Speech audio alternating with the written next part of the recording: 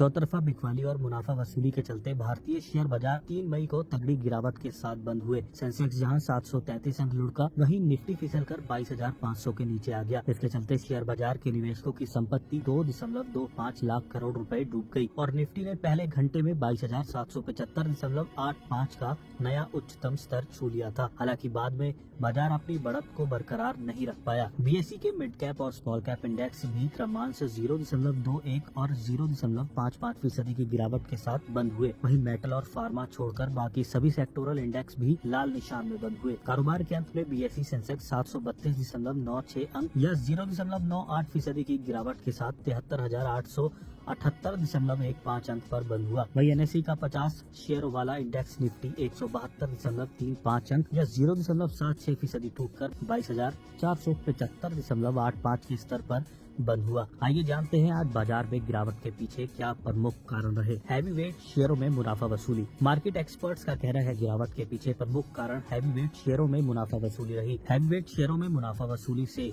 न सिर्फ बाजार में अपनी शुरुआती बढ़त गवा दी, बल्कि इसने इंडेक्स को लाल निशान में भी धकेल दिया। दूसरी वजह है अमेरिका का नॉन फॉर्म पेरोल आंकड़ा। अमेरिका के लेबर मिनिस्ट्री से आने वाले एक अहम आंकड़े से पहले निवेशक आज सतर्क दिखे। Labour ministry non farm payroll आंकड़ा जारी करने वाली है। यह आंकड़ा कृषि क्षेत्रों, निजी घरों मालिकों, सेना को छोड़कर बाकी सेक्टरों में उपलब्ध श्रमिकों की संख्या बताता है। तीसरी वजह है लोकसभा चुनाव के नतीजों से पहले की घबराहट। मार्केट एक्सपर्ट्स का कहना है कि शुक्रवार की गिरावट के पीछे एक अहम कारण लोकसभा चुनाव नतीजे से पहले की घबराहट भी है। पहले 2 चरण के दौरान कम मतदान से ये आशंका थोड़ी बढ़ गई है कि चुनाव के नतीजे बाजार के अनुमान से थोड़े अलग हो सकते हैं।